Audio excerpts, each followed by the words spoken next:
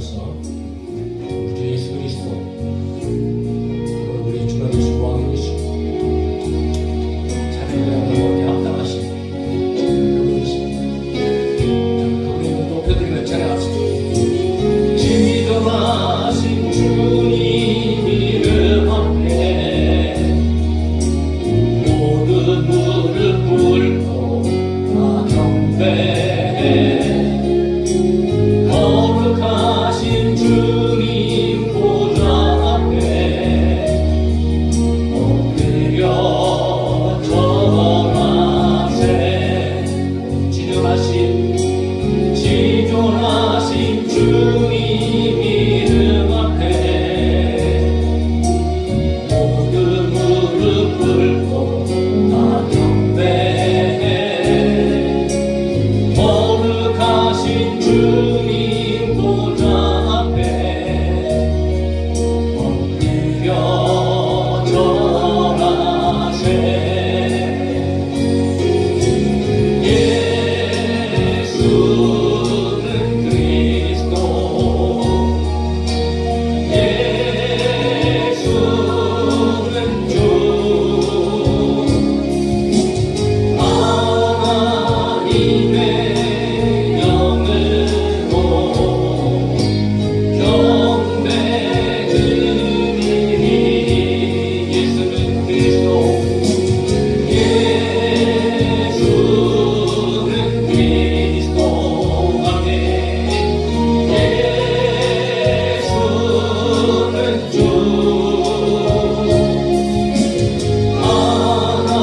하나님의 영으로 경배드리니.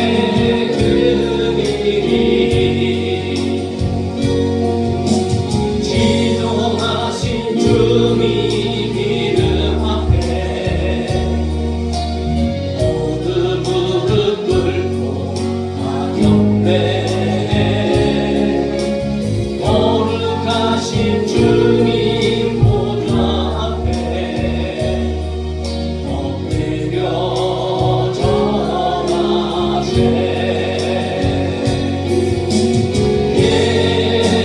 예수는 그리스도, 예수는 주, 하나님의 영으로 경배드리니. 그러므로 지존하신 주님 이름 앞에 모든 무릎 꿇고 다 경배해. 거룩하신 주님 보좌 앞에 엎드려 절하세. 예수는 그리스도, 예수는 주, 하나님의 영으로 경배드리니. 예수는 그리스도, 예수는 그리스도, 예수는 주, 하나님의 영으로 경배드리니.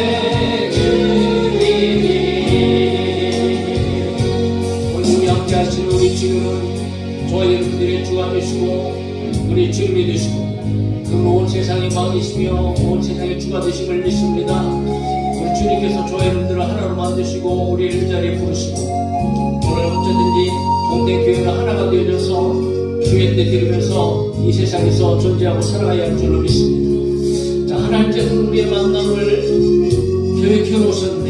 우리 믿음으로 찬양하면서 나갑시다.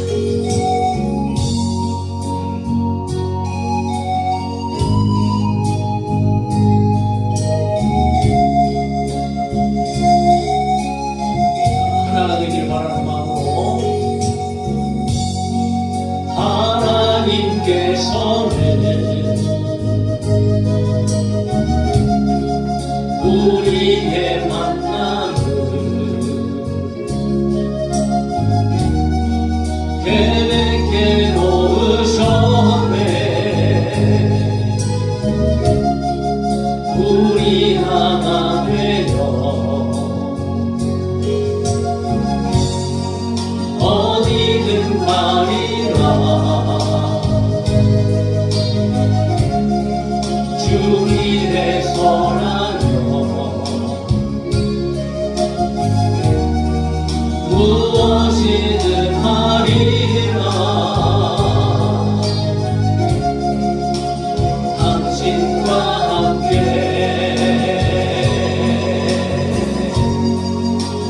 우리는 하나 되어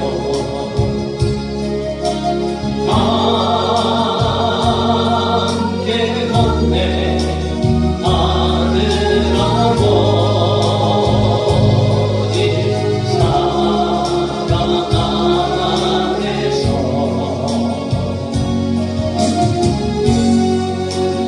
우리는 기다리며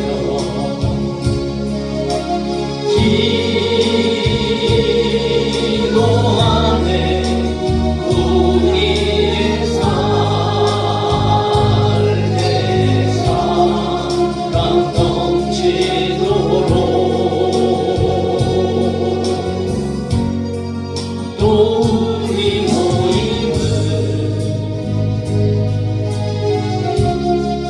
주님만 따르기. 환란이 올지라도 주 함께 하시리. 또 우리 마음에 시험이 닥칠 때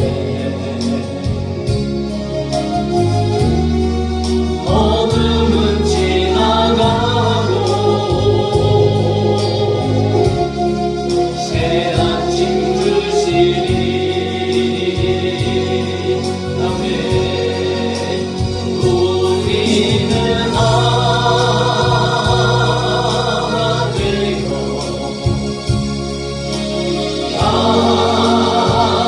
함께 걷네. 하늘 아버지 사랑 안에서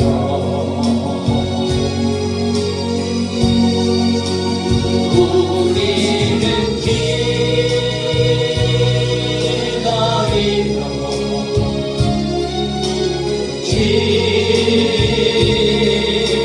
기도하네. 우리의 삶에 사랑 넘치도록. 한 번만 더 할까요? 하나님께서는 우리의 만남을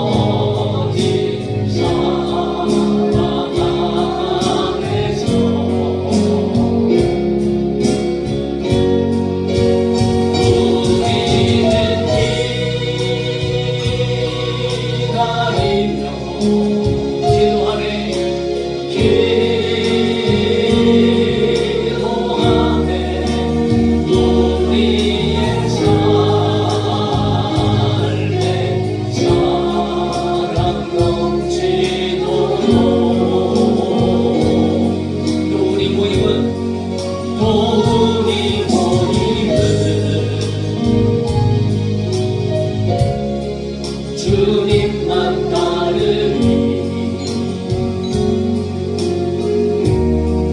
만날이 올지라도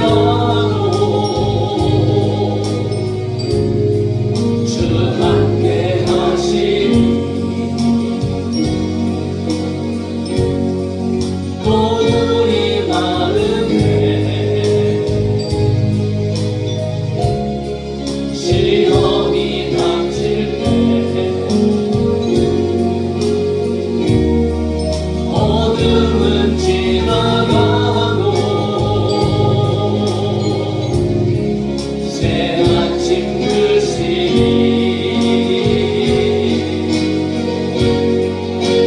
우리는 하나 되어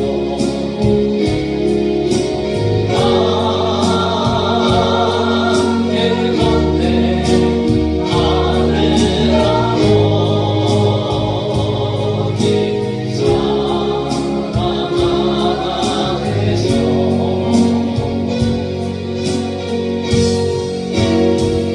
우리는 기다리며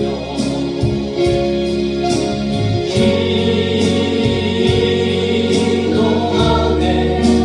우리의 삶에 사랑 넘치도록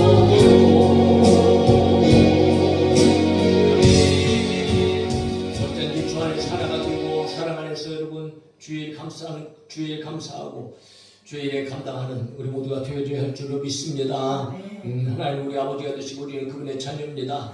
다시 한번 여러분 우리와 함께하여 주시는 그 주님을 찬양하면서 자 박수하면서 찬양합시다.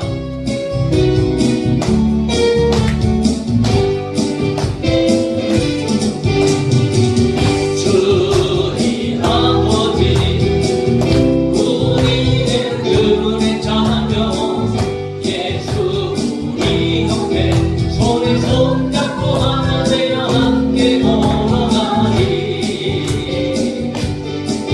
주께 찬송해 대머리들도 주께 찬송해 성경처럼 주께 찬송해 춤을 추면서 주께 찬송해 목소리로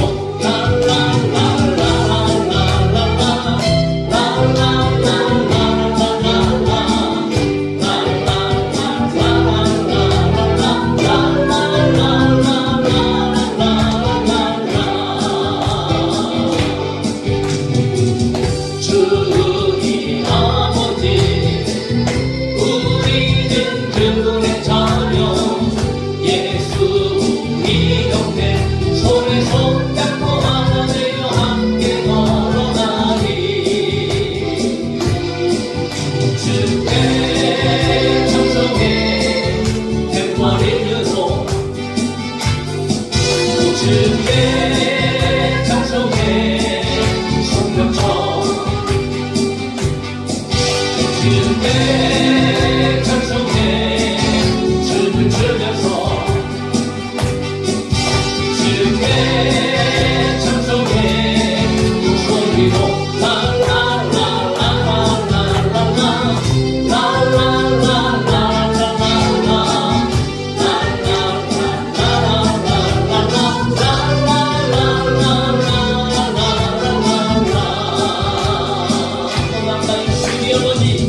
주의 아버지 우리는 그분의 자녀 예수 우리 옆에 손에 손잡고 하나 되어 함께 걸어가리. 주께 찬송해 탬버린으로 주께 찬송해 성경처럼 주께 찬송해 춤을 추면서 주께 찬송해 목소리로 라라라라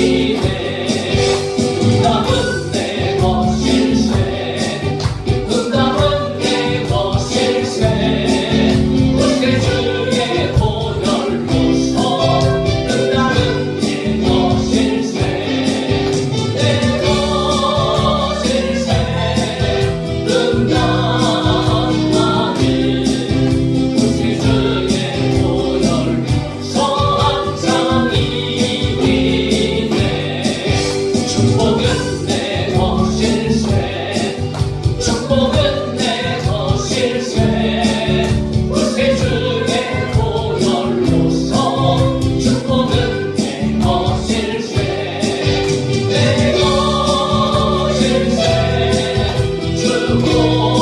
축복하는 구세주의 보혈로서 항상 임해네 치료는 내 거실세 치료는 내 거실세 구세주의 보혈로서 치료는 내 거실세 내 거실세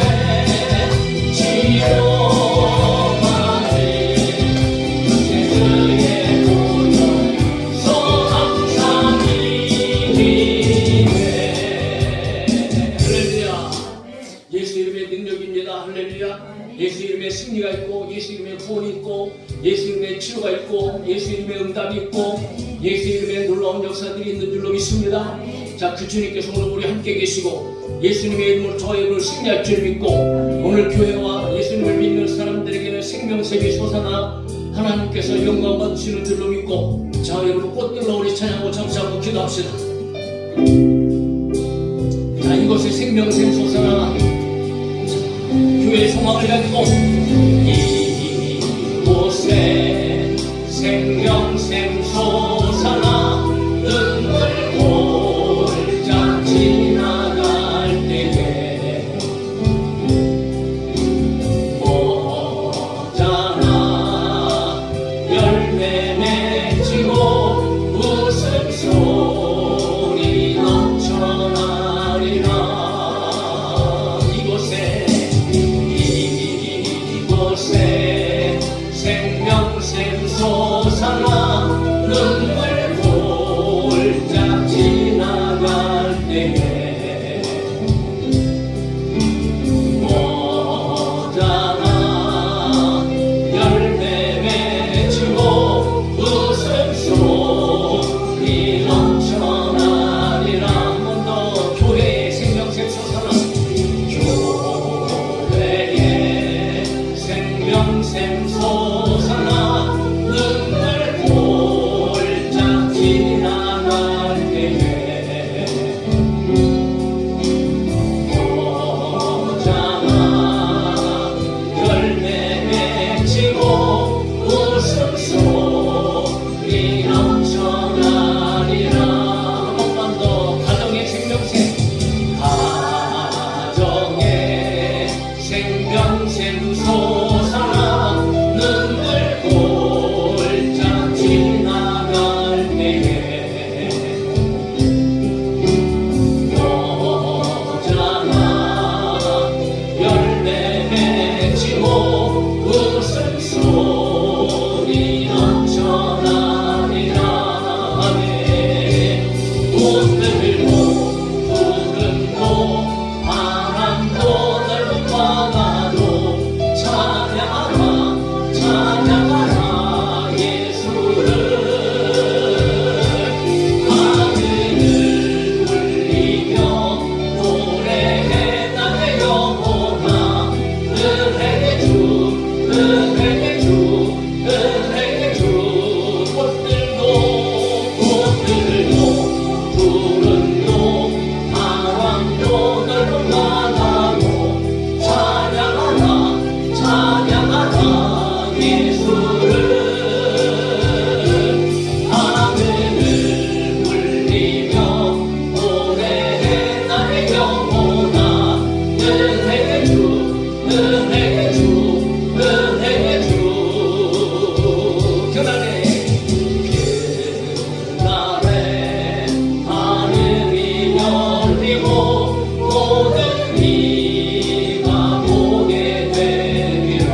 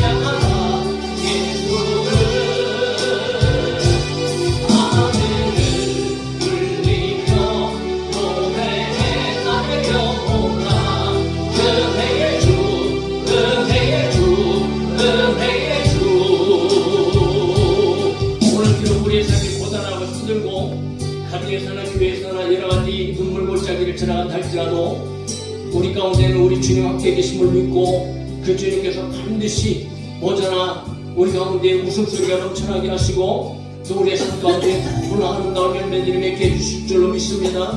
그러므로 그 주님 우리는 끊임없이 찬양하게 될 텐데 오늘도 은혜를 사모하면서 하나님 나는 하나님을 믿습니다. 하나님의 살아계심을 믿습니다. 하나님의 역사하심과 도와주심을 믿습니다. 반드시 우리 가정과 우리 교회에 하나님의 놀라운 역사와 영광이 일어나서 아버지 우리는 기뻐하게 될 것이고 행복으로 말미암아 하나님을 찬양하게 될 줄로 믿습니다. 하나님 영광 받으시고 우리 가정과 우리 교회를 살려주시고 부흥의 역사가 일어나게 하여 주옵소서하고 우리 잠시 한번 하나님 앞에 같이 한번 기도합시다. 아버지 하나님 은혜를 감사합니다. 오늘도 예배 하나님 앞으로 찬양하며 나갑니다. 오늘 하나님 참으로 우리의 삶의 뒤로 눈물의 골짜기를 오늘 우리가 가고자 할지라도 그럼에도 불구하고 이곳에 하나님을 섬기는 이곳에 하나님을 예배하는 이곳에 또 하나님의 교회에 또 하나님의 통과하시는 우리 모든 가정에 아버지 하나님이 반드시 생명샘이 흘러 넘치게 되어질 줄로 믿습니다. 그러므로 말미암아 오늘 역사들이 나는 일어나고 아버지 하나님의 웃음소리가 멈추지 아니하고 끊임없는 기쁨과 즐거움으로 우리 가운데 함께하여 줄로 믿습니다. 그 하나님을 믿음으로 말미암아 오늘도 아버지 하나님이여 하나님을 바라며 찬양하게 하여 주시고 기뻐하게 하여 주시고 감사하게 하여 주시옵소서. 오늘 모든 성도들 가운데에 삼수의 놀라운 하나님의 은혜와 평안이 임하게 하여 주시옵소서. 여러 가지 아버지 상황 속에서 끊임없이 우리를 떠나는 모습에 우리의 영광을 바탕으로서 얻는 것의 역사들이 오늘 성도들께서 따라가게 하여 주시고 주님의 나라를 임하게 하여 주시며 주님의 나라를 누리게 하여 주시고 그 기쁨과 감사함으로 날마다 하나님을 찬송하니 하나님의 영광을 위하여 우리가 한걸음 삶을 승리하는 삶으로 믿음의 삶으로 십자가 붙잡고 예수님의 이름으로 승리할 수 있도록 주여 축복하시고 역사하여 주시기 안되는 바랍니다. 우리를 다시 살리시는 우리 하나님이십니다. 하나님의 능력의 손으로 오늘 우리를 붙잡아 주시옵소서. 예배가 마쳐지는 시간까지 또 함께하여 주시고 듣는 귀가 열게 하여 주시며 하나님의 은혜가 온전하시 또 힘을 얻고 또 새로워지고 또 은혜 받고 그 가운데 한 주간 동안에는 믿음으로 넉넉하게 살아가시는 우리가 되게 하여 주시옵소서. 할렐루야 할렐루야 아멘. 오늘도 살아계신 하나님을 믿습니다. 그 하나님께서 살아계셔서 오늘 이 시간 우리와 함께 계심을 믿습니다. 우리의 삶은 비록 피곤하고 연약하여서 때때로는 눈물골짜기를 지나간다 할지라도 하나님께서는 교회와 우리 모든 가족 가운데에 생명샘이 솟아나게 하여 주시고 눈물골짜기를 지나간 후에 우리 가운데 영광의 날이 오게 될 줄로 믿습니다. 머저나 하나님께서 우리에게 주시는 놀라운 능력과 기적과 축복들이 임하게 될 것을 믿습니다. 우리 성도들이 웃고 기뻐하고 즐거워하게 될 줄로 믿습니다. 오늘 믿음으로 오늘 찬양한 것처럼 우리의 삶 가운데 이런 하나님의 은혜가 끊어지지 아니하도록 주님 도와주시옵소서. 그러므로 말미암아 우리 입술 속에서 날마다 하나님을 찬송하며 하나님을 기뻐하며 은혜의 주님을 노래할 수 있는 우리 모든 성도들 되게 하여 주시옵소서. 이 한 달 또 가정의 달을 맞이해서 무엇보다도 우리 가정들이 주 안에서 놀라운 생명으로 말미암아 회복되어지는 은혜가 임하게 하여 주시고 우리의 모든 관계 속에서도 깨어졌던 것들이 회복되어지게 하여 주시며 또 하나님의 은혜 가운데에 참으로 놀라운 성령의 운행하심 교회뿐만 아니고 우리 모든 가정 가운데에 임하게 하여 주시옵소서. 오늘도 예배가 마친 이 시간 또 하나님 말씀에 우리가 집중하려고 합니다. 아버지 듣게 하여 주시고 깨닫게 하여 주시고 실천하여서 하나님의 믿음의 축복의 사람들이 다 되게 하여 주시옵소서. 거룩하신 예수님의 이름으로 기도합나이다. 아멘. 에베소서 4장 25절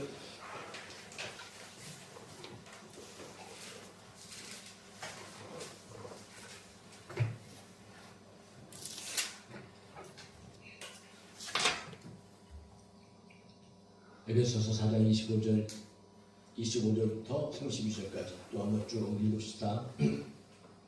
지난번에 들어졌던 것을 잠깐 읽는 동안에도 머리에 한번 기억하면서 자 시작. 그런데 거짓을 버리고 각각 그 이웃과 더불어 참된 것을 따라 이는 우리가 서로 집착하느니라.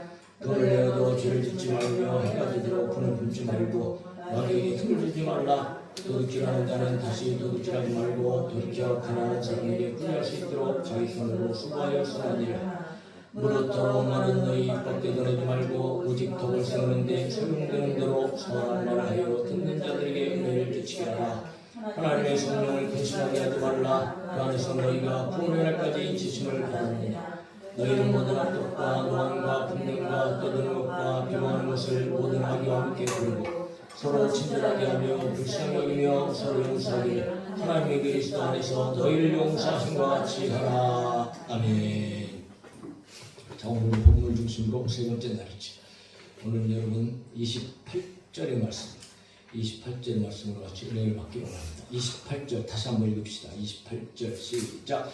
도둑질하는 자는 다시 도둑질하지 말고 돌이켜 가난한 자에게 부지할 수 있도록 자기 손으로 수고하여 선한 일을 하라. 아멘. 오늘 참 도둑질의 이야기가 나오네요. 도둑질. 누구한테 지금 쓰는 거예요? 에베소 교회 성도들에게 지금 얘기하는 거 아닙니까? 도둑질하지 말라. 이게 무슨 말입니까 도대체? 예? 성도들도 도둑질하고 있다는 거죠. 예? 도둑질하지도 않았는데 왜 도둑질하지 말라고 그렇게 뭐 말할지는 않을 수도 아닙니까? 자, 오늘 보면 그런 거예요. 도둑질하지 말고 오히려 가난한 자를 도울 수 있도록 자기 손으로 열심히 일해서 선한 일을 하라. 그런 말씀하는 것 아닙니까? 그런데 먼저 도둑질하지 말라는 분명한 메시지가 나온단 말이에요.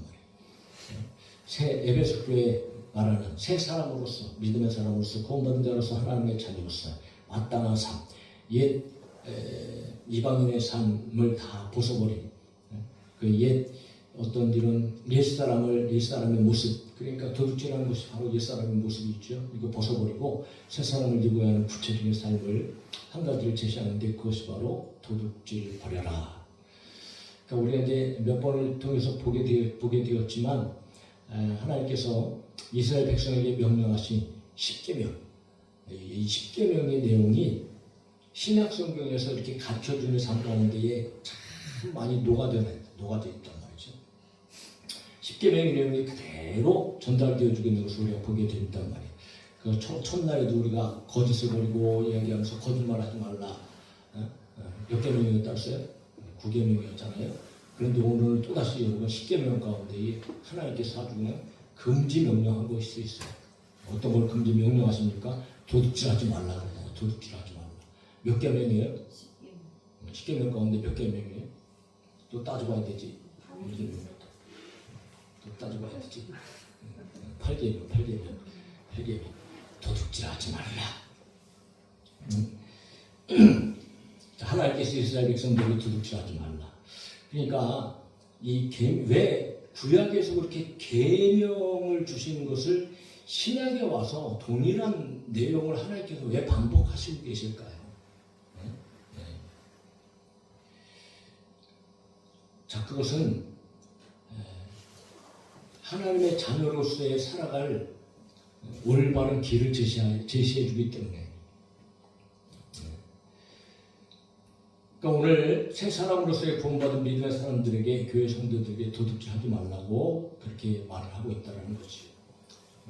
실질적으로 그들에게서 도둑질이 벌어지고 있었다는 거예요. 도둑질이 무엇입니까? 다른 사람의 것 슬쩍 하는 것 아닙니까?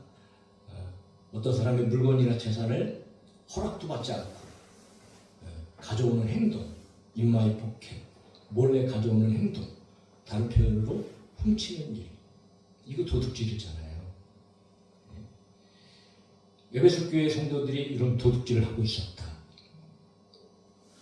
뭔 그런 일이 다 있을 수 있지? 그런데 여러분, 성경에서 말하는 이 도둑질은 우리가 생각하는 것처럼 그런 도둑질, 1차적으로는 반드시 그걸 하지 말아야 될 일이죠. 그가 뭐 분명한 일입니다.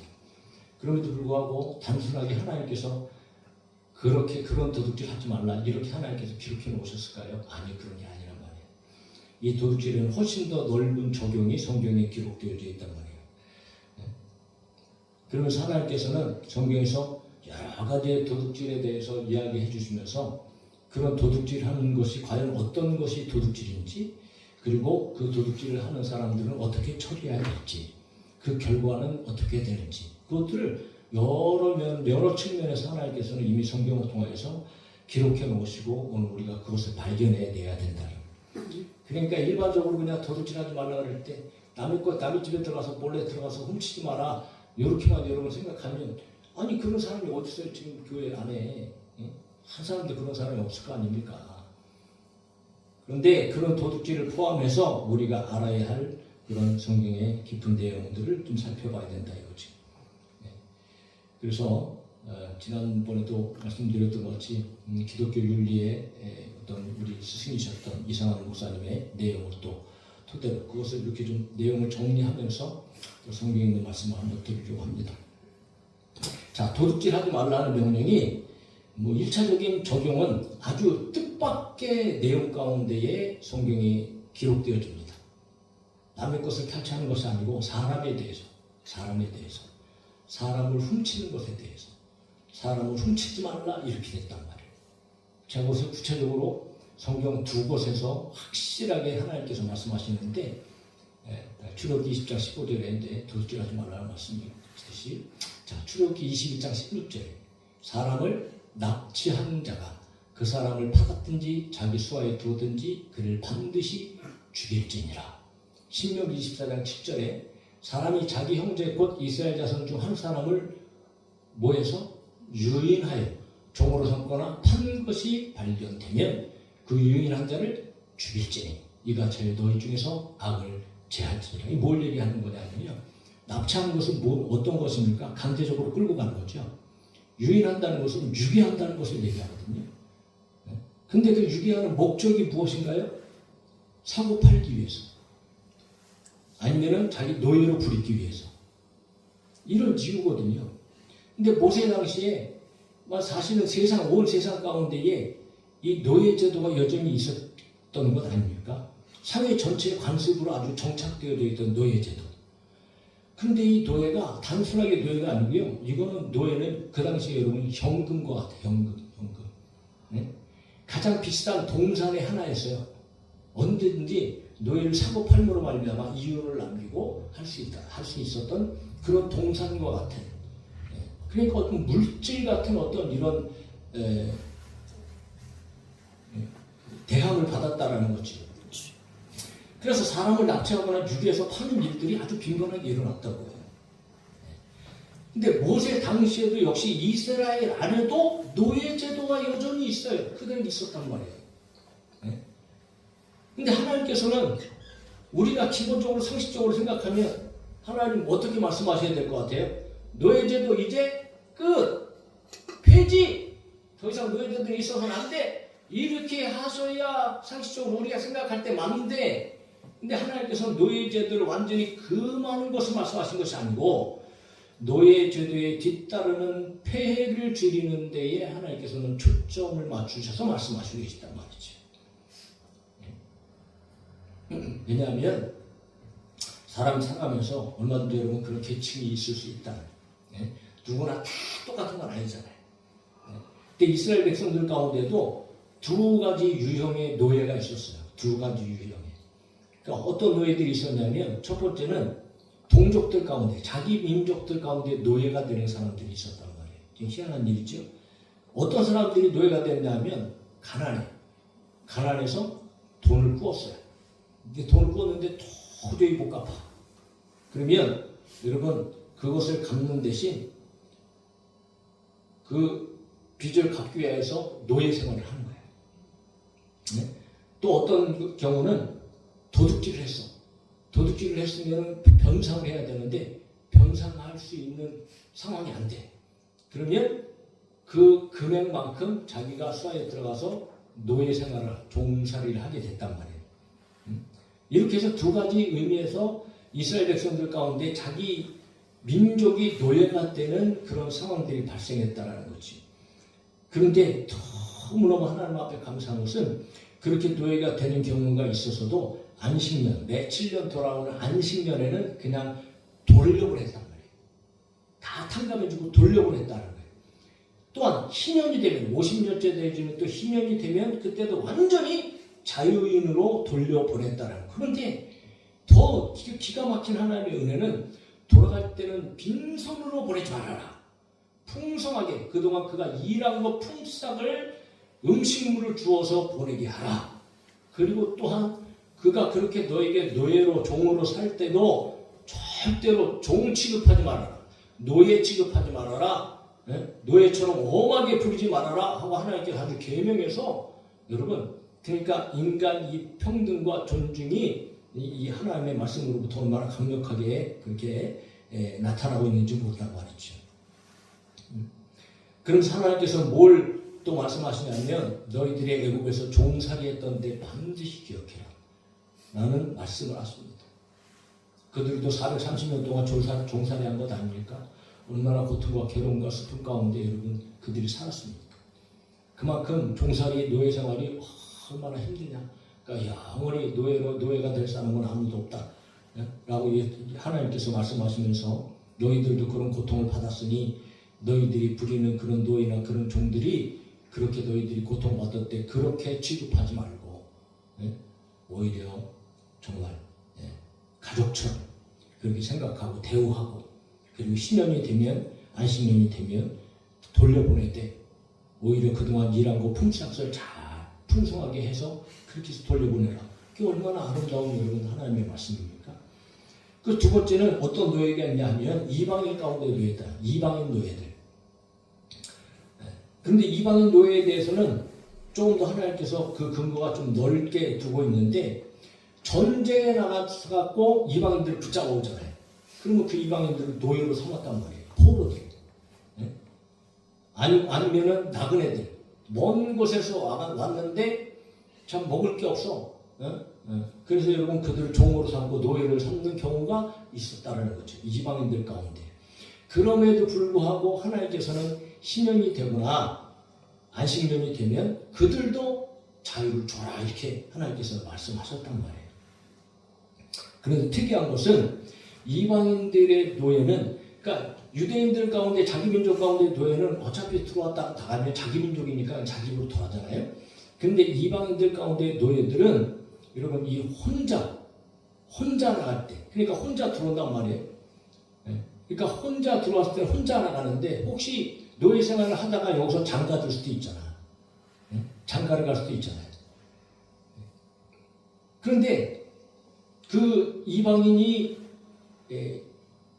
자기의 가족들을 데리고 들어오는 경우나 아니면 자기가 스스로 장가가는 경우나 이럴 때는 다 자기 가족을 데리고 나가고 아내도 데리고 나갈 수 있지만 그러나 주인이 짝을 맺어줄 때 주인이 짝을 맺어서 이방인 사람이 결혼을 하게 된다. 그럴 때는 그가 신년이 돼서 나갈 때도 혼자만 나가게 하라. 하나님께서. 왜냐하면 주인이 맺어준 거기 때문에 그 여자는 주인의 것으로 하나님께서 이제 인정을 하신 거죠. 그러니까 아내와 처자는 남겨두고 본인만 나가게 하라 이렇게 말씀하셨단 말이에요. 그런데 기가 막힌 이것은 뭐냐 하면 만약에 그 이방인 종이 아내를 너무 사랑해. 그리고 주인을 너무 사랑해. 그러면 주인한테 가고 나는 안 나가겠습니다.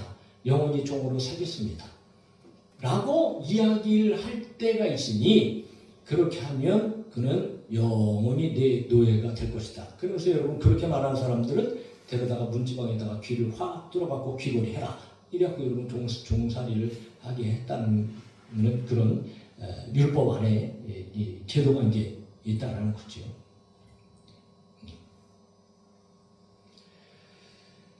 자, 이렇게 두 가지 유형 가운데에 노예들이 있을 수 있다는 거예요. 근데 하나님께서는 이 노예제도를 폐기하는 것이 아니고 모세 율법을 통하여서 존속시키는 것까지는 막았지만 결코 종신토록 노예로 부리는 일이 없도록 그 기간을 신년이나 안식년으로 정하고 그리고 더 나가서 자기의 백성이라든지 이방인이라든지 인간적인 대우 그리고 노예제도의 폐해를 가급적 완화시키는데 하나님은 중점을 두고 이제 말씀을 하신 것을 우리가 보게 된단 말이죠. 그런데 분명히 납치하거나 유인해갖고 사람을 도둑질하는 거죠. 그렇게 하고 자기 종으로 부리거나 아니면 팔거나 하는 사람들이 발견되어지면 그 결과는 반드시 죽여야 합니다. 사형. 자, 그런 도둑질. 1차적으로 그런 도둑질에 대해서 도둑질하지 말라 하나님께서 이렇게 말씀하셨다는 거지. 오늘도 여러분 그런 유괴되어지는 일이 얼마나 많습니까? 별의별 일이 지금 다 있습니다. 어디는 뭐 사람이 없어진다고 얘기하기도 하고, 지금도 이런 유괴해갖고 여러분 장기를 어쩌고저쩌고 한다거나 판다거나, 지금도 암암리에 지금 우리 곁에 그런 일이 얼마나 많이 벌어지고 있냔 말이에요. 이것이 얼마나 큰 도둑질인가, 하나님 앞에 큰 죄인가. 우리는 그런 예는 하지 않는다 할지라도, 그러나 몇 가지 또 살펴보면서 우리가 지금도 하고 있는 도둑질이 혹 있을 수 있다. 두 번째는 어떤 도둑질이냐 하면 부정직이나 조작을 통해서 다른 사람의 마음을 뺏는 것, 이것도 도둑질이다. 눈에 보이는 물건을 훔쳐서 달아나는 것뿐만 아니고 부당한 방법으로, 교묘한 방법으로 사람의 마음을 빼앗아가는 것. 성경에서도 분명히 이런 일이 드러나죠. 누굽니까? 다윗 시대의 압살롬이 아버지 제낄라고 자기가 치밀한 계획 가운데 성문에 앉아갖고 백성들의 마음을 여러분 3년 동안 4년 동안 싹 훔치잖아요. 이것도 굉장히 큰 도둑질이다 말이에요. 도둑질. 치밀한 계획을 세우고 자기가 왕이 되려는 목적으로 백성들의 마음을 빼앗은 일. 이것을 오늘날에는 어떻게 우리가 좀 적용할 수 있냐 하면, 요즘에 정치인들 있잖아요. 정치인들. 정치인들 옷 속에서 아주 그냥 흔하게 발견되어지는 거예요. 어떤 일이냐? 투표 때만 되면 오로지 당선이 목적입니다. 오로지 당선을 목적으로 공약을 거는데 그 공약을 남발을 하는 거죠. 지키지도 못할 공약들. 그리고 자기 자신을 마치 포장을 하고 지나치게 부풀리고, 그 유권자들 앞에서는 그냥 겸손한 척, 유권자들이 왕인 척 이러면서 말이지, 얼마나 여러분 벌벌 기면서 얼마나 선한 모양으로, 얼마나 착한 모양으로 열심히 일하는 것 같이 그렇게 여러분 포장해갖고 당선이 되잖아요. 당선되면 입싹 씹는 거죠. 본색을 드러내는 그런 정치인들이 얼마나 많습니까? 이런 것들 여러분 하나님께서 보실 때 뭐라고요? 도둑놈들이라고. 도적질이라고. 도둑질. 그래서 저와 여러분들은 한 사람 한 사람을 선거에서 뽑을 때도 여러분 정말 그들의 인격이나 그들의 사상이나 가급적이면 신앙을 보면 더 좋겠고, 정말 저 여러분들이 아주 정말 신중하게 한 사람을 선택하더라도 정말 정치인들 잘 뽑아야 된다. 조금 있으면 이제 또 선거도 우리 하겠지만, 하여튼 기도하면서 저와 여러분들이 한 사람 한 사람을 잘 뽑을 수 있도록 지혜가 또 있기를 간절히 소망하고, 자, 그런 도둑질들이 세상에 있을 수 있다. 그리고 또 어떤 도둑질이냐 하면요, 속이는 거예요. 속임수로 이익을 취하는 것도 도둑질이다. 그러니까 하나님께서 이스라엘 백성들 사회 안에서 상거래를 할 때, 매매할 때에 무엇을 얘기하느냐 하면 무거운 추를 두지 말아라. 무겁거나 가벼운 저울 추를 사용하지 말아라. 이건 여러분 무게를 속이는 거거든. 그래서 갈취하는 거거든요. 이거는 도둑질이란 말이에요. 도둑질.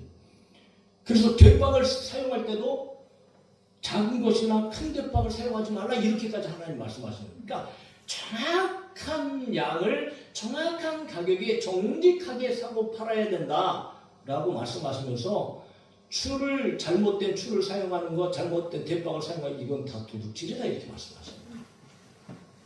오늘날도 이런 일이 많이 일어나고 있는 거죠. 또 다른 도둑질들이 있어요. 뭐냐 하면 돈을 빌려주고 고리대금으로 이자 받는 것.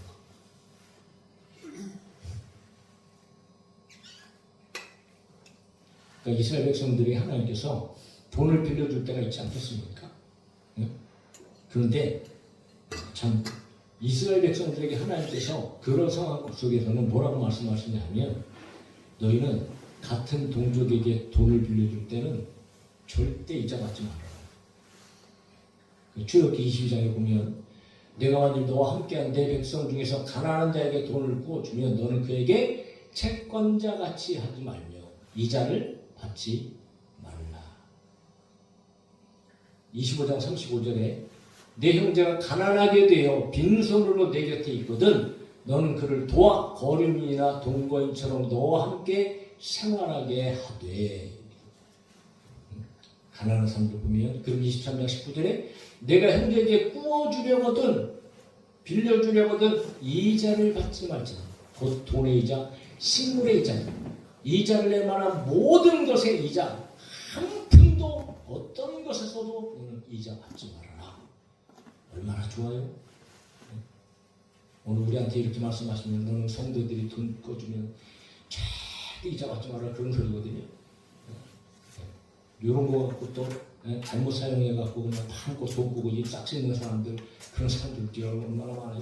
사람들 왜 신명기 23장 19절에 이렇게 말씀하신 것처럼 그러니까 신명기 15장에 보면 가난한 형제가 함께 거주할 때 형제에게 마음을 완악하게 하지 말고 손을 움켜쥐지 말고 가난한 형제에게 손을 펴서 필요한 대로 쓸 것을 넉넉히 꾸어주라고 말씀하시면서 그러나 여러분 이자를 받지 말아라 이렇게 말씀하시는 거예요.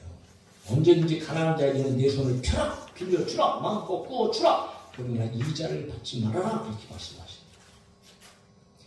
사실 돈을 꾸거나 빌린다는 것 자체가 형편이 참 힘들고 어려운 상황인 것은 뭐 분명하지요. 더군다나 생활비를 꾼다? 먹고 살 것이 당장 없어요. 근데 여러분 생활비를 꾸는데 그 생활비에 이자를 붙인다? 생활비도 전체가 빚인데 예? 근데 거기다가 이자를 붙인다? 그러니까 빚에 빚이 눈덩이처럼 부응할 수 있으니까 이거는 뭐 갚을 수가 있기 참 힘든 거예요. 하나님께서 얼마나 세밀하게 하나님의 백성들에게 너 동족들을 그렇게 사용하지 말아라 라고 이야기하시면서 여러분 이 준 돈에 대해서 이자를 받지 말 것을 그렇게 규정하고 있다는 거지.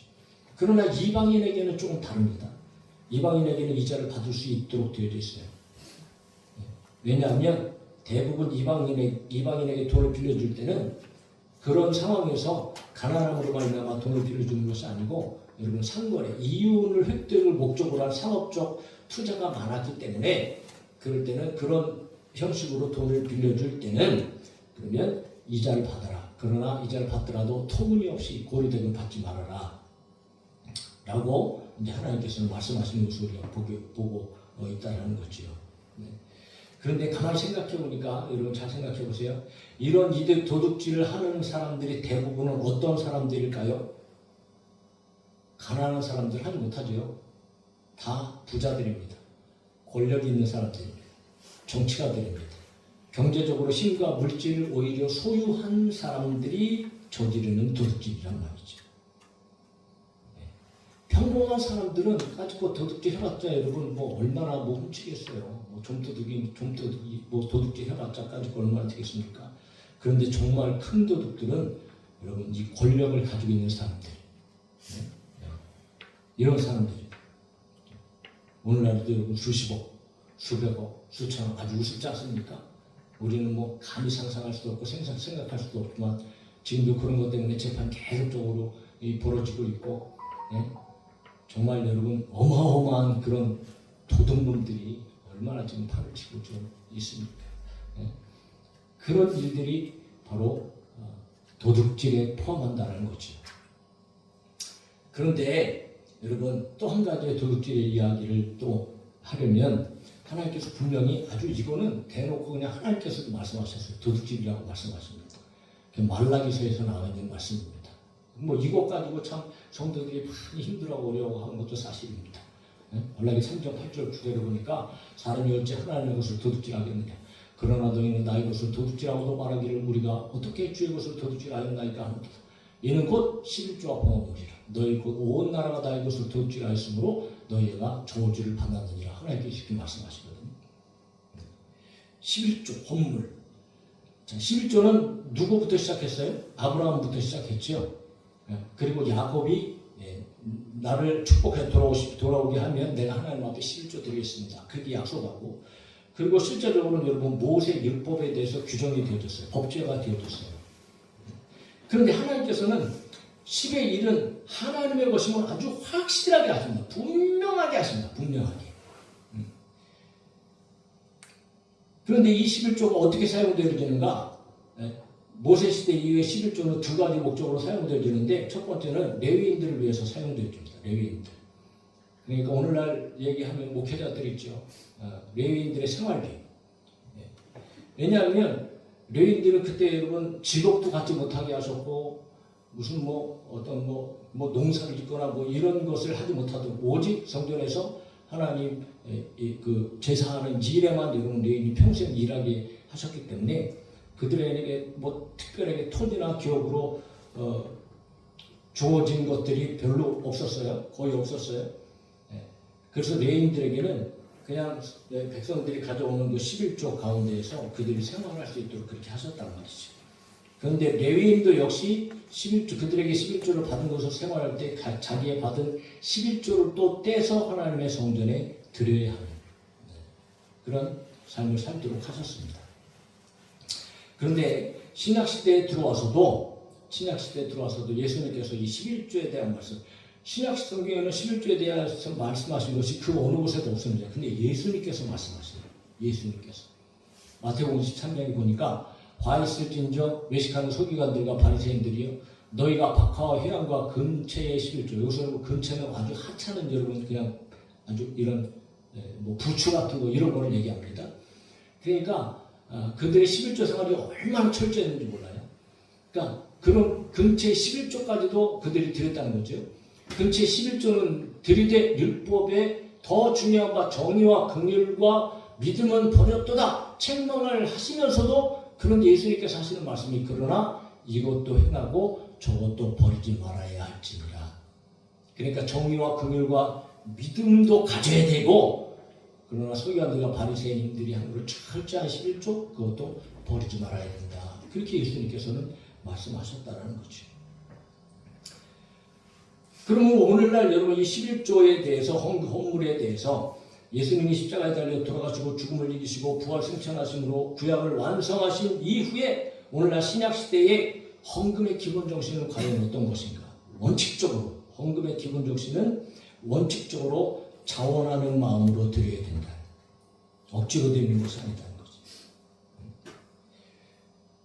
그러나 신약 성경에서는 구약과는 좀 다르지요. 구약 신약이 어디서도 여러분 좀 아주 구체적으로 이렇게 명시가 되어져 있지는 않아요. 정해진 액수를 말하지도 않습니다. 그러면 왜 신약에서는 여러분 헌금에 대한 이야기를 거의 하지 않고 전혀 하지 않는다고 말해도 당연한 그런 내용이겠지요. 그럼 왜 그렇게 하고 있을까? 왜 그렇게 하고 있을까? 그러면 과거의 구약에 그렇게 드리라고 한 것이 다 폐지된 것인가? 안 드려도 되는가? 그래서 어떤 목사님들은 11조 폐지됐다, 폐지. 안 드려도 된다. 이렇게 아주 극단적으로 말씀하시는 분들도 계시다는 거죠. 그런데 우리는 여러분 잘 생각해 봐야 됩니다. 이미 구약에서 여러분 여러 가지 그런 예물들을 하나님께서 다 말씀해 놓으셨어요. 근데 그것에 그 정신을 가지고 신약시대에서 드리면은 웬만한 것들은 여러분 다 헌금 생활이 되어진단 말이에요. 그러니까 따로 무슨 그것 외에도 따로 어떤 것을 정해갖고 이것을 드려야 되고 저것을 드려야 되고 그렇게 기록해 놓으실 필요가 없었다라는 거죠. 그러니까 구약에 있는 드려야 되는 그런 제물들이 기준 삼아서 표준 삼아서 오늘 신약 시대에도 예수님 말씀하신 것처럼 이것도 하고 그것도 저것도 버리지 말아야 할지니라 라고 말씀하시면서 부정하시지는 않았지만, 그러나 어떻게 얼마를 드리라 이런 말씀은 없으셨기 때문에 폐기가 된 것은 아니지만 구약의 정신을 통하여서 이제는 하나님 앞에 우리가 드려야 할 때는 여러분 분명히 자발적으로 드리고 자원하여 드리고 감사하며 드리는 그런 우리의 헌금 생활이 되어져야 한다는 거죠. 그 구약에 보면 11조 헌물을 하는 사람들이 하나님께서 축복의 약속이 주시잖아요. 할렐루야. 여러분 11조하고 헌물하는 사람은 하나님 앞에 축복받습니다. 이게 맞는 얘기거든, 맞는 얘기. 오늘도 그런데 여기에 너무 이게 집중해서 100% 여러분 그렇게 적용이 되어줘. 그러면 안 하면 저주를 받는다. 막 이러니까 이 사람들이 여러분 거기서부터 막 힘이 들고 괴로워하고 힘들어하고 어려워하는 거예요. 그럼 시작 시대는 어떻게 적용해야 될까? 분명히 하나님 지금도 살아계시고 할렐루야. 하나님의 말씀은 지금도 유효하다고 믿습니다. 그래서 하나님께서는 지금도 11조 생활을 하고 헌물하는 사람들에게 여러분 복을 주실 줄로 믿습니다. 그래서 축도할 때도 끊임없이 목회자는 성도들의 여러분 물질의 축복을 위하여서 드리는 예물을 위하여서 기도하는 것 아니겠습니까? 그런데 우리는 가장 중요한 것은 무엇이냐면 그런 예물을 드릴 때에 저와 여러분들이 그냥 단순하게 물질을 드리고 얼마를 드리고 이게 중요한 것이 아니고 과연 하나님과의 나의 관계는 어떤 관계인가 이게 확실하게 설 때에 비로소 저와 여러분들은 올바른 헌금 생활이 되어진단 말이죠. 오늘 우리는 누구의 은혜로 살아가고 있는가? 과거에 하나님께서 그렇게 이스라엘 백성들에게 모든 것들을 책임져 주시는 먹이시고 입혀주시고 모든 것들을 공급해 주시는 은도 내 것이요 금도 내 것이라 재물 얻는 능력을 내가 너에게 준다 라고 말씀하신 구약의 하나님은 오늘 신약에서는 그렇게 역사하지 않으신 하나님이신가? 아니죠. 신약에서도 하나님은 저와 여러분들에게 먹을 것 주시고 마실 것 주시고 입을 것 주시고 할렐루야. 우리 가운데 모든 것들을 다 제공해 주시고 예? 그렇다면 여러분 내 자신이 하나님의 것인데 아멘입니까? 내 삶이 하나님의 것 아니겠습니까? 그렇다면 내가 가지고 있는 것, 내 자녀, 우리는 청지기 정신을 가지고 모든 것들은 다 하나님께서 주신 것으로 하나님의 것이다 라고 하는 주인의식이 무엇보다도 우리 가운데 필요하단 말이에요. 그래서 무엇보다 저와 여러분들은 여러분 이 하나님과의 우리와의 올바른 관계 속에서 나의 삶이 하나님의 것이니까 내 삶을 하나님 앞에 드리는 것이 당연한 거죠. 그리고 내 것이 하나님의 것이니까 하나님 앞에 드리는 것은 당연합니다. 그런데 당연함에도 불구하고 내 모든 것이 하나님의 것입니다 라고 하는 믿음의 고백, 이 믿음을 가진 사람들은 무엇보다도 11조를 드리게 되었던 거죠. 왜냐하면 11조 정신이 거기에 있기 때문에 그래요. 그러니까 여러분 하나님을 인정하고 하나님을 믿고 또 하나님께서 내 모든 것들의 주인이십니다 라고 하는 이런 믿음을 가지고 우리가 헌금 생활을 해야 된다는 거예요. 그것도 얼마나 감사한 일인지 몰라요. 10분의 1만 하나님 또 그렇게 말씀하시니까. 오늘도 우리는 마찬가지죠. 11조를 드리는 가장 근본적인 이유는 바로 여러분 믿음입니다. 하나님과의 올바른 관계 속에서 감사하는 일이 되어지는 거예요. 오늘 신약 시대에서도 하나님 우리에게 모든 것들을 공급해 주시고 누리게 하시는 하나님이신 것입니다. 그리고 때때로 하나님 앞에 이렇게 예물을 드릴 때 하나님은 축복해 주시고 하나님은 더 좋은 것들도 때때로 누리게 하시는 줄로 믿습니다. 그러나 여러분 기복적인 신앙으로 내가 이 많은 것을 받기 위해서 하나님 앞에 무엇을 드린다는 생각은 아예 접으셔야 돼요. 중심을 보시고 하나님께서 축복하시고 역사하신단 말이죠. 그래서 고린도후서 9장에 보면 여러분 바울이 이 헌금에 대한 이야기를 할 때 무슨 이야기를 하냐면 심는 자에게 씨와 먹을 양식을 주시는 이가 그러니까 심는 자에게 심을 심어주시고 먹을 양식도 주시는 하나님이시란 말이에요. 너희 심을 것을 주사 풍성하게 하시고 너희 의의 열매를 더하게 하시리니 이렇게 되어 있단 말이죠. 그러니까 모든 것들을 공급해 주신 하나님께서 따로 구별해서 하나님 앞에 드릴 것까지도 하나님께서 우리에게 공급해 주신단 말이에요. 더군다나 먹을 것까지도 마실 것까지도 우리가 써야 할 것까지도 하나님께서 공급해 주신다는 거지. 그런데 그 가운데 심을 것을 하나님 앞에 심을 때에 그럴 때에 의의 열매를 더하게 하신다는 것은요 우리의 삶을 더 풍성하게 하시고 믿음으로 살아가게 하여 주시고 여러분 세상 가운데 하나님의 놀라운 은혜를 누리면서 살아가게 하신다는 것 그런 말씀인 거죠. 그러므로 오늘 저와 여러분들도 역시 마찬가지입니다. 사랑하는 성도 여러분 정말 저와 여러분들의 삶이 정말 하나님의 것을 알고 그리고 여러 가지 유형에 있어서 우리가 오늘 남들을 속여서 갈취하는 거나 이런 것까지도 여러분 다 또 실질적으로 사실 우리가 어렸을 때도 그렇지만 제 기억에도 여러분 저도 많이 했거든요. 이전에 많이 얘기했잖아요. 엄마 그 도둑질했다가 제가 파출소까지 2번 끌려갔다 그랬잖아. 머리채 붙잡아갖고. 엄마 앞치마에서 그때 과감하게 1,000원짜리. 처음에는 100원짜리가 나중에 안 걸리니까 모르는 줄 알고 나중에 500원 갔다가 그 다음에 1,000원짜리가 슬쩍했는데 걸려갖고는 머리채 딱 잡아갖고 파출소까지 끌어. 너 콩밥 먹어봐라 그래. 아, 얼마나 무서운 건지. 네? 저는 그럴 때가 있다는 말이지. 근데 여러분, 저와 여러분들이 이런 세상적인 여러분 우리가 하나님 앞에서 이런 악한 모습들을 이제는 버려야 되고 하여튼 정직해 달래요. 정직하고 하나님의 것을 하나님 앞에 드릴 줄 알고 그리고 어떤 방법으로든지 남의 것을 탐하거나 뭐 속이거나 뭐 어떤 다른 이상한 방법으로 말미암아 남의 것을 어떤 이렇게 취하는 것들은 다 도둑질이 되어줄 수 있다. 그만큼 우리는 정직하고 성실하고 깨끗하게 그런 삶을 살아야 된다는 거죠. 자, 그것뿐만 아니고 바울은 한 가지로 더 적극적으로 해야 할 일을 말하고 있는데 적극적으로 이제는 그것을 멈추고 도둑질 하던 자는 더 이상 도둑질 하지 말고 그리고 이제 적극적으로 해야 할 일을 말하고 있는데 뭘 얘기합니까? 가난한 자에게 구제할 수 있도록 자기 손으로 수고하여 선한 일을 하라는 거죠. 가만히 생각해보면 여러분 보세요.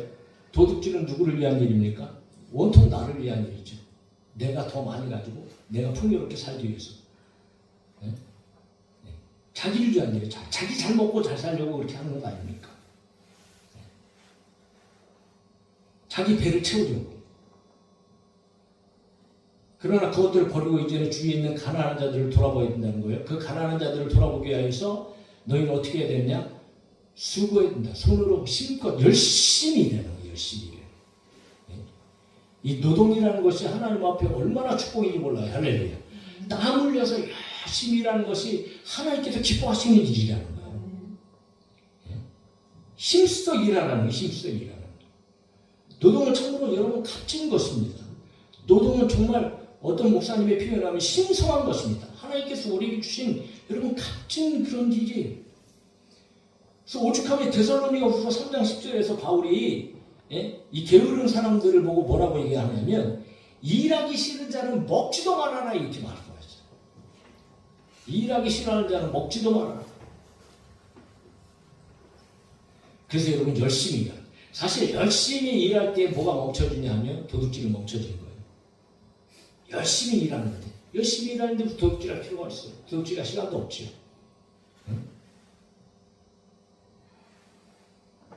그리고 열심히 일하는 목적마저도 자기 잘 먹고 잘 살기 위한 것이 아니고 믿음의 사람들에게 있어서 무엇보다 중요한 것은 가난한 자들을 구제할 수 있다. 자, 바울은 이처럼 선한 일을 적극적으로 열심히 일해서 가난한 사람들을 도와주라고 구제하라고 그렇게 이야기를 하고 있다는 거죠. 그러면 우리는 그렇게 또 착각할 수 있죠. 열심히 벌어갖고 버는 것 같고 배 가난한 사람만 다 퍼주란 말입니까? 그러면 우리는 뭘 먹고 살고 우리는 뭐 하나도 즐기지 말라는 겁니까?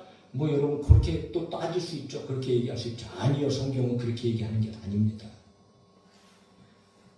한편으로 우리는 또 어떤 생각을 할 수 있냐 하면 우리 사회 안에 이 세계에 여러분 밥을 굶는 사람들이 얼마나 많습니까? 특별히 북한의 동포들의 비참한 삶의 모습을 우리 한번 생각해 보면 과연 우리가 이만큼 가지고 내가 이것을 지금 가지고 뭐 먹고 누리고 흥청망청 할 수 있을까? 그런 생각도 우리는 얼마든지 할 수 있잖아요. 그런데 성경을 보면 여러분 전혀 자기를 위해서 사용하지 말라고 그렇게 말씀하신 것이 아니고 그러니까 하나님의 말씀은 무엇을 말씀하시는 거냐면 너희가 열심히 수고했지? 그러면 그것들 가지고 구별해서 반드시 선한 일에 사용하라. 구제하는 일에 사용하라. 응? 도우면서 살아야 된다는 거예요. 그리고 나머지 것들은 하나님께서 주신 것이기 때문에 너희들이 얼마든지 즐길 수 있다. 즐거워할 수 있다. 그래서 신명기 12장 7절에 거기 곧 너희의 하나님 여호와 앞에서 먹고 너희의 하나님 여호와께서 너희의 손으로 수고한 일에 하나님께서도 인정하세요. 너희의 손으로 수고한 일이라. 예? 우리가 힘들고 어렵게 그렇게 해서 수고한 일이라고 하나님께서도 인정하시는 거예요. 그러나 복은 누가 주신 거예요? 하나님께서 주신 거죠. 그러나 하나님이 인정하신다는 거예요. 그런데 그 손으로 수고한 일에 복 주심으로 이렇게 돼 있잖아요. 아무리 수고했으면 뭐예요? 하나님께서 복을 주셔야지. 할렐루야. 복을 주셔서 누리는 것으로 말미암아 너희와 너희의 가족이 즐거워할지니라 이렇게 돼 있단 말이에요. 네? 얼마든지 여러분 여행 다닐 수 있죠. 네? 또 먹을 수 있습니다. 마실 수 있습니다. 여러 가지 누릴 수 있습니다. 가능한 거예요. 성경적으로 여러분 이것이 반드시 악한 것이 아니에요. 그런데 너무 과다하게 그렇게 하면 그거는 또 하나님 앞에 또 부족한 모습이 되어줄 수 있겠으나 그러나 하나님께서 주신 것은 먹을 씨도 주시고 심을 씨도 주신 분입니다. 하나님께서 누리게 하시는 거예요. 할렐루야. 여러분 하나님께서 주신 것을 가지고 누리세요. 너무 악착같이 그냥 그렇게 하지 말고 자기를 위해서 가족들을 위해서 함께 사용하기도 하고 쓰기도 하고 함께 즐거운 시간도 보내고 할렐루야. 주일날 놀러 가지 말고 지혜롭게. 자, 욥을 보면 욥이 그렇게 대단한 부자 아니었었겠습니까? 그런데 욥의 삶을 보면 욥은 항상 아주 생활 습관이 되어져 있어요.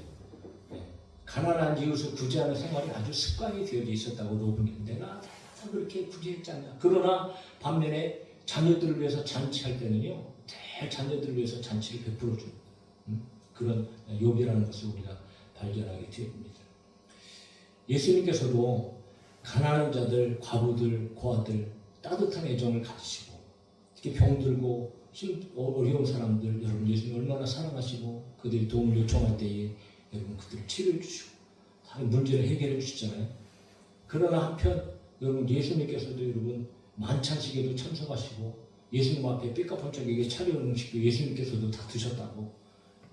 잔치상에서 결혼잔치에도 참석하셨다고. 결혼잔치 얼마나 여러분 맛있는 음식이 산에 들미가 많이 있었겠습니까? 예수님께서 아유 저 가난한 사람 생각하면서 예수님께서 그 가운데 무슨 아주 조금만 이렇게 드셨을 것 같아요. 아니요, 안 그러셨습니다. 예수님께서도 잡수셨다고. 또 때로는 여러분 바리새인 서기관들이 초청을 하잖아요. 바리새인 서기관들은 그 당시 어떤 사람들입니까? 상류층이에요. 상류층 사람들이 예수님 초청해놓고 여러분 그들이 그냥 냉산사발 그렇게 예수님 앞에 내놨겠습니까? 일반 사람들은 먹지 못하는 어떤 이런 음식들을 분명히 차려서 다 내놨을 거란 말이지. 그런데 그런 것에 대해서 너 왜 이렇게 낭비하느냐 그러면서 그런 성경의 내용이 있습니까? 아니요, 전혀 없어요. 예수님께서는 들어가셔서 초청받은 대로 다 잡수시고 기쁘게 드시고 즐겁게 드시고 가르치고 가르치시고 할렐루야 그렇게 하셨단 말이에요.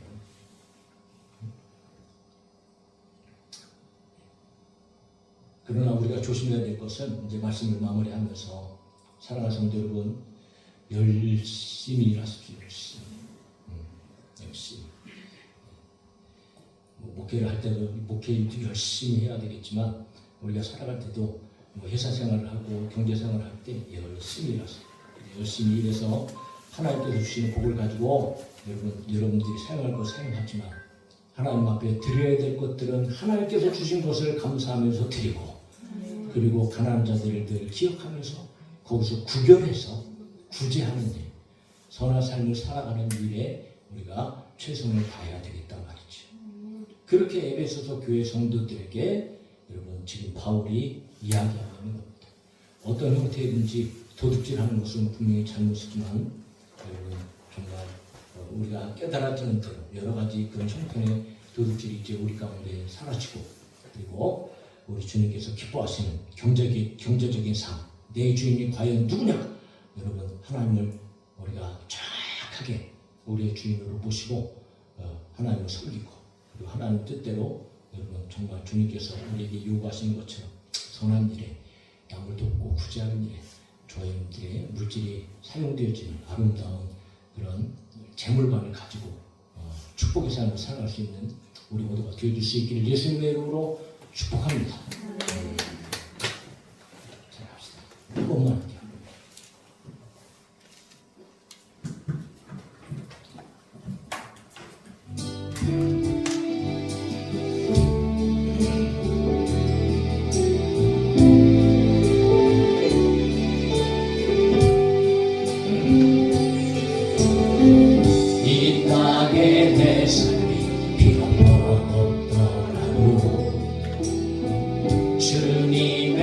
선하신 나 믿으며 가리 이 작은 작품에 주가 일어나시니 감사로 삶을 살아 살기 원하네 내 삶의 시간 속에 주 일하시네 내 모든 여정 속에 함께 하시네 깊고도 크신 주의 영광을